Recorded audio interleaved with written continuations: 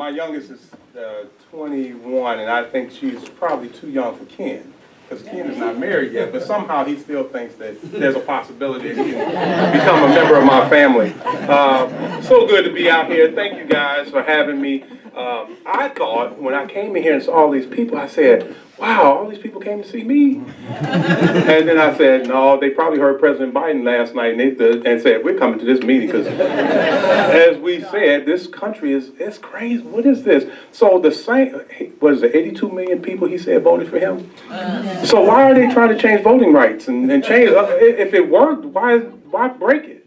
If it worked, right? What's her name? Stacey Abrams. She wants to change it all, but because it didn't work for her. But now she's saying, no, President Biden was good, it worked. Anyway, I'm just perplexed by these guys, and so this is why I do what I do. You guys got my flyer out here. I owe a couple of people. I want to make sure, Pastor, you get one of these. Fighting for what's possible in Arkansas. Fighting what's possible in our country. We've heard it over and over. There's something going on in this country. It has been going on for a while. Faith, family, and freedoms, all under attack. Now, the caution of this is we can't get too comfortable, and that's why you guys are all here. On a Thursday night, over 100 plus people. Why? Because we're saying that our faith matters, our families matter, our freedoms matter, and that's why you're here. And I'm glad you guys are out here, because some of us been in this fight for a long time. I've been fighting this thing called fighting for life for a long time. As you heard, I come from out of the orphanage and foster system. I've been fighting in the streets of Chicago. I'm born and raised in Chicago. All the stuff you guys currently hearing in 2022 about Chicago every weekend, how many killed, how many got shot, I grew up hearing that.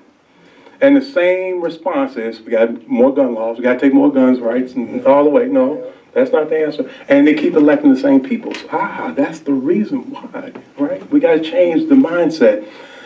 But here's the real glimmer of hope.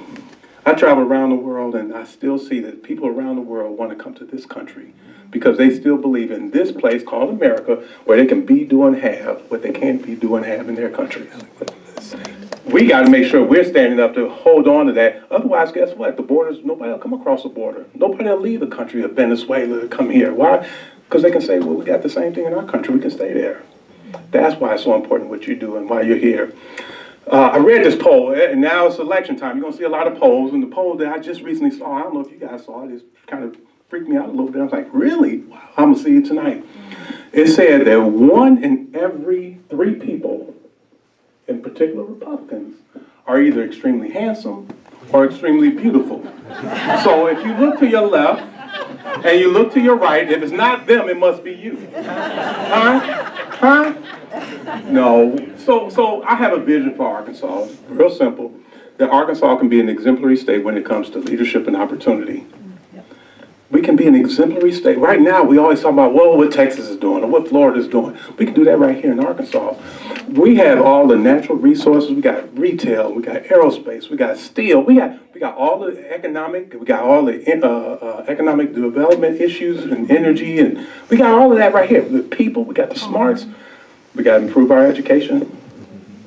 We got to bring. I've been in Northwest Arkansas now 25, 26 years. My wife 20. How many years now, hon? 25 years, okay. You guys been up to Northwest? I came here, Walmart brought me here to bring people to Northwest Arkansas, bring business to Northwest Arkansas.